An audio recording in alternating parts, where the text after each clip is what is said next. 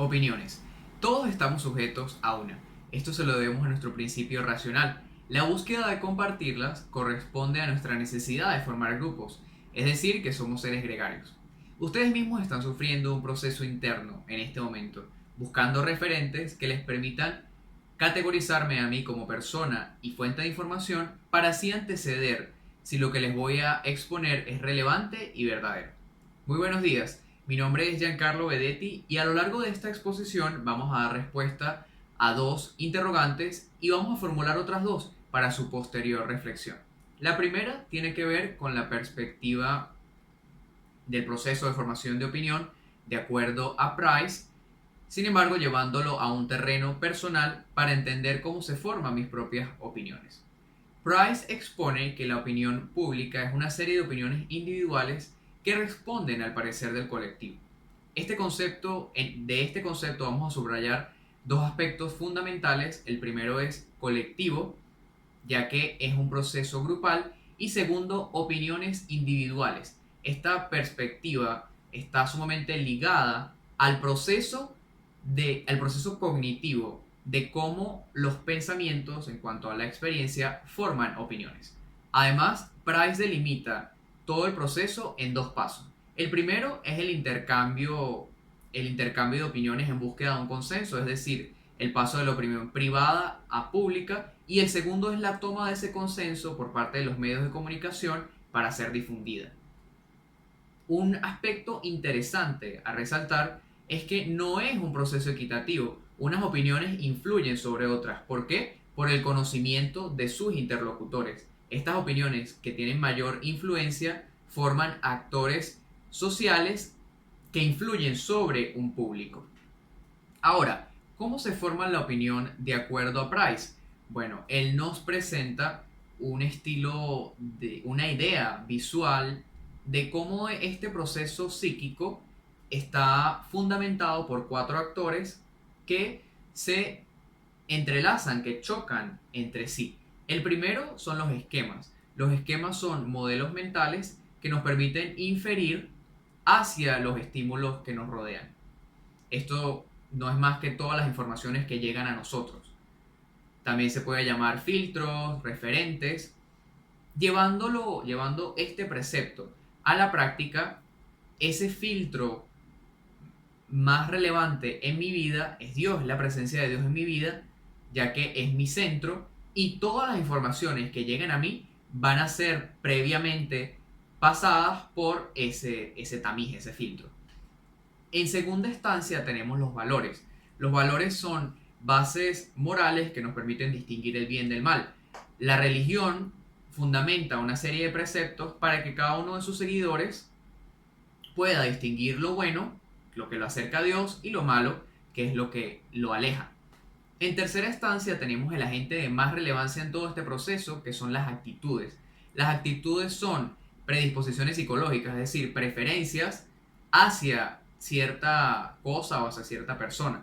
¿Por qué tienen tanta relevancia? Bueno, por este fenómeno que se viene tratando en el siglo XX del surgimiento de los medios de comunicación y la implicación que estos han tenido en la formación de opiniones, con la conformación de las masas, y cómo el ser humano dejó de lado la perspectiva racional, esa búsqueda racional de la realidad para ser movido de acuerdo a lo que siente.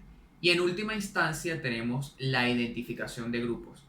Como antes planteábamos, el ser humano busca formar grupos y nosotros, sin saberlo, buscamos personas que tengan filtros parecidos a los nuestros.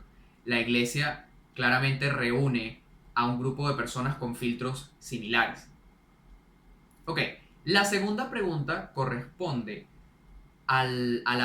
igual al proceso de formación de la opinión, pero de acuerdo a Campbell. Este es denominado la teoría del embudo de causalidad, fundamentada en los años 50 para dar respuesta al comportamiento del pueblo norteamericano en cuanto al sufragio. Aquí yo tengo un referente visual para que nosotros primero fundamentemos una base conceptual de la teoría y segundo la llevemos a la práctica. Imaginémonos que yo en este momento introduzco una metra aquí en este embudo. Podemos llegar a la conclusión de antemano que el movimiento va a ser de forma circular.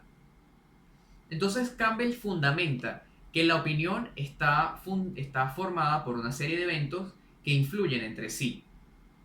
Sin embargo, por unos agentes que se encuentran distribuidos en todo este embudo, en toda esta idea visual de cómo sería la formación de la opinión. El agente más alejado del epicentro son los factores socioeconómicos del grupo. Son estas predisposiciones hacia cierta postura de acuerdo al estatus económico, a la religión, a la historia y hasta al país. Ya acercándonos un poco más al epicentro, tenemos la influencia de los traductores de la información. Estos son los medios de comunicación que interpretan la información y la transmiten. Y por último, y al igual que en el postulado anterior, tenemos que el agente de mayor influencia para la formación de la opinión son esos lazos afectivos en cuanto al mensaje, esa autoidentificación con el mensaje. Llevándolo a la práctica, tengo un ejemplo de nuestra vida cotidiana y es mi elección, mi decantación a la compra de cierto producto. Este producto es la harina pan. Entonces, la harina pan.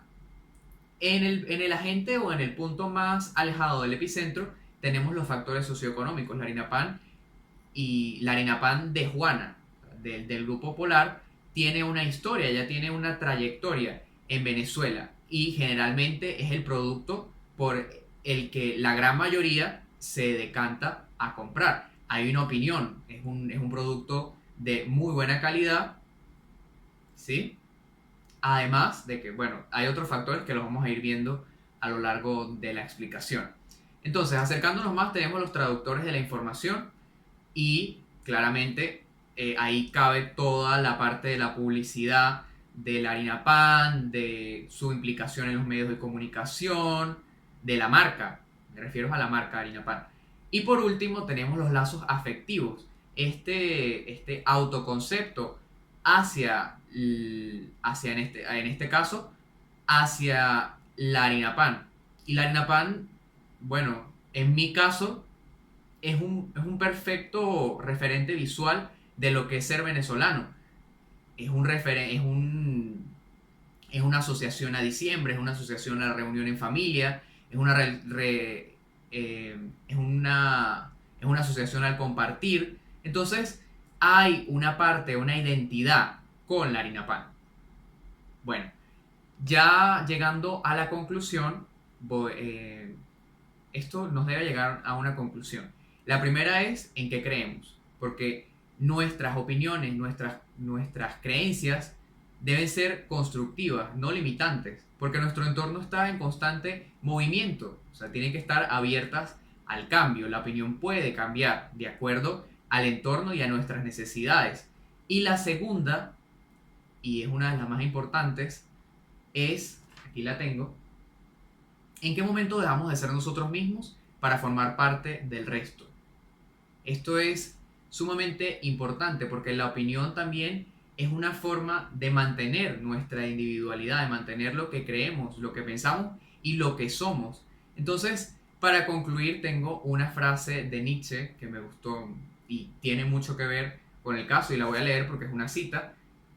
Dice, hay que apartar el mal gusto de querer coincidir con muchos. Muchísimas gracias.